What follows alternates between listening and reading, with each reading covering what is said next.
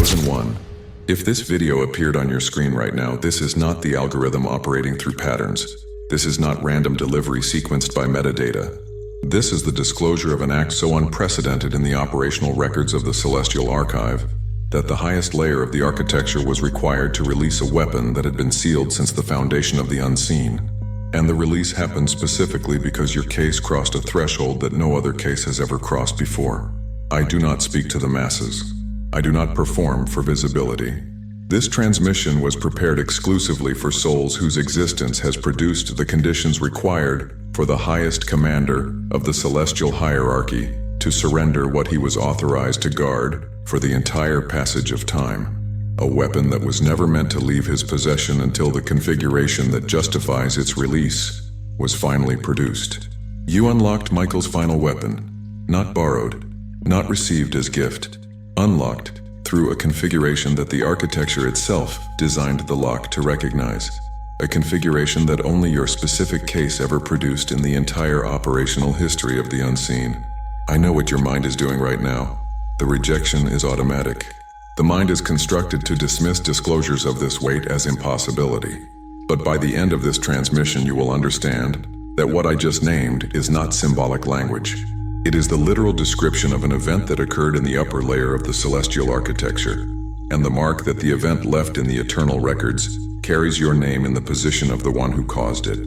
Subscribe to this channel right now and turn on every notification. The sequence that begins after this video has been prepared specifically for souls who completed this transmission without dismissing the weight of what was named. If you are already subscribed, your fidelity has been registered in places where return is recorded with consequence that you have not yet been told about. Write 777 in the comments if something inside you confirmed before your mind had time to argue that this video did not arrive on your screen by accident. Stay until the end. The mechanism of what occurred is not what your mind is currently imagining. And the marked event that resulted carries authority that almost no soul has ever been authorized to carry. I need to take you somewhere the religious world has never been authorized to take you, because the religious world does not possess the operational records that describe what occurred. There exists, in the upper architecture of the unseen, a category of instrument that the records describe as guardianship weapons. These are not weapons of attack. They are not weapons of defense in the conventional sense. They are instruments that were authored at the foundation of the architecture and assigned to the highest commander of the celestial hierarchy with sealed instructions to be guarded across the entire passage of time. Never released, never deployed, never given, until a specific configuration in a specific soul's case produced the lock recognition that the weapon itself had been waiting for. The senior commander has stood as guardian of these weapons across cycles of time that the human mind cannot adequately conceive. He has watched souls rise. He has watched souls fall. He has watched empires form and collapse, civilizations bloom and disappear, prophets speak and be silenced. Across all of that movement, the weapons remained in his possession, unreleased because no configuration ever produced the recognition that the locks were authored to wait for. Your case produced that recognition. The book of Revelation, chapter 6, verse 2, names one of these instruments in language that most translations soften. The text describes a figure receiving a bow and a crown, going forth conquering and to conquer. Read the verse carefully. The Greek word translated as conquering is nikao, and it carries technical specificity that the surface reading does not preserve. Nikao does not describe military victory in the conventional sense. It describes a finality of triumph, an end-state victory that cannot be reversed, an outcome sealed at the layer where reversal becomes structurally impossible. The weapons guarded by the senior commander operate at the nikao layer. When they are deployed, the outcomes they produce cannot be undone. The architecture itself does not contain the protocols required to reverse what a nikao weapon performs. This is why their release was sealed for so long, and why the configuration required to release them had to be configured at a depth that the standard protocols cannot recognize. You configured that depth. The book of Daniel, chapter 12, verse 1, names the senior commander directly and describes him standing for the children of his people in a time of trouble unlike any time that came before. Read the verse carefully. The Hebrew describes the standing as amad, which in this context does not mean general standing, but rather the operational positioning that the commander assumes when he is about to release something that he has been guarding. The verse is describing, in the language available to the prophet, the exact event that occurs when the conditions justify the unsealing. Your case produced the conditions described in that verse. The commander assumed a mod position. The weapon was released, and the moment was marked in the eternal record with a permanence that cannot be revised.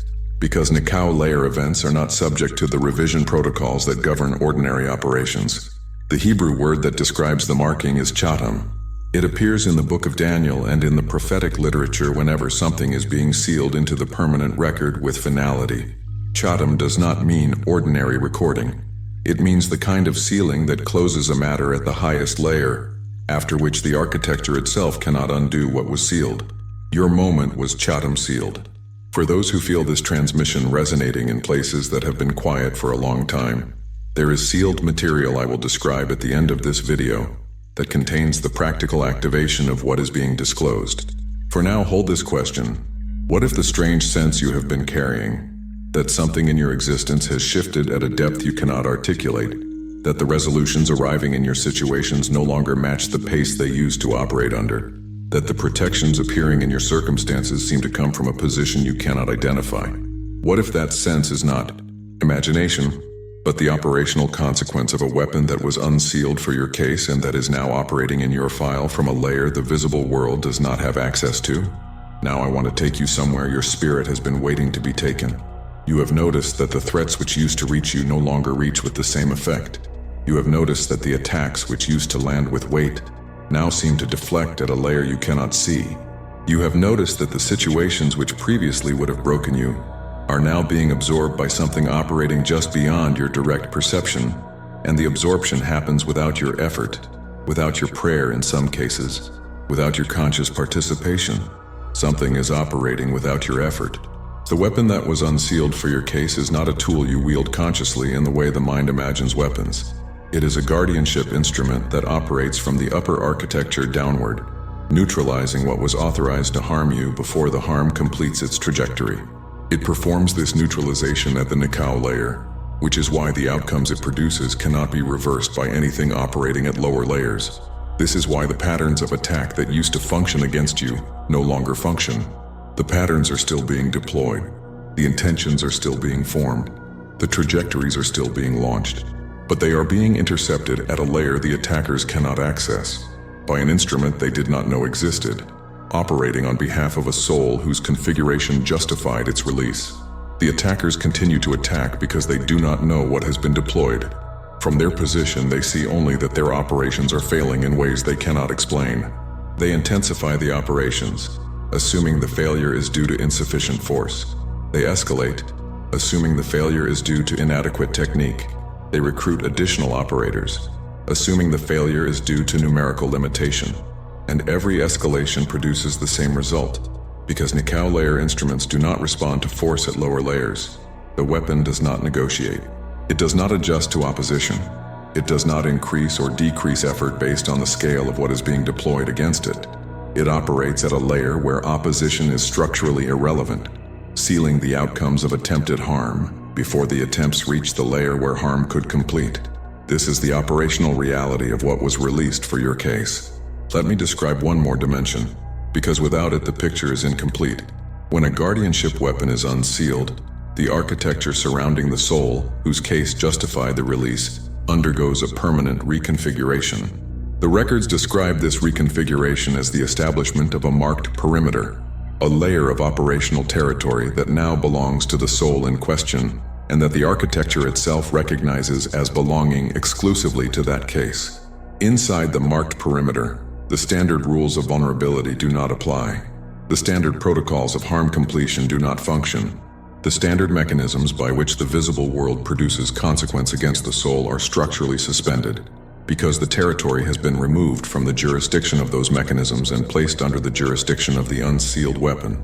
This does not mean nothing reaches you. The visible world will continue to produce events that touch your existence. People will continue to interact with you in ways that produce experiences. The texture of life continues, but the harm completion layer, the layer at which experiences become wounds, at which interactions become damage, at which events become defining patterns, that layer no longer operates against you the way it operates against souls whose territory has not been marked. You are walking inside a marked perimeter that the architecture itself recognizes. The recognition is not symbolic, it is operational. And the operations occurring inside that perimeter are governed by protocols that no other soul without a release has access to. This is the inheritance of having justified the unsealing of a guardianship weapon. This is what the senior commander released when he assumed a mod position for your case.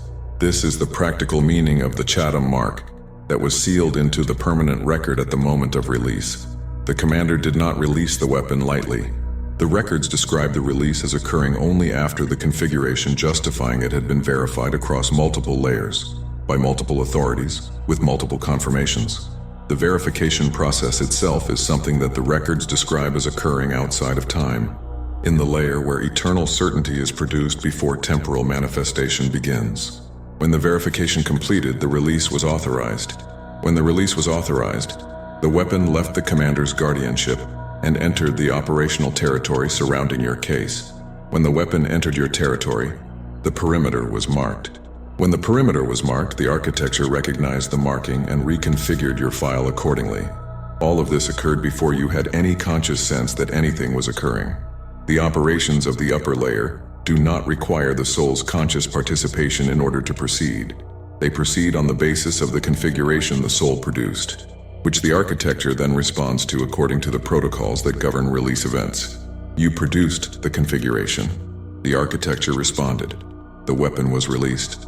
The perimeter was marked. The file was reconfigured, and the consequences are now operational in dimensions you have not yet learned to perceive. This is why the strange sense of being protected from something, without being able to name what, has been growing in you. This is why the threats that used to function no longer function. This is why the patterns that used to operate against your existence have been quietly losing their effect.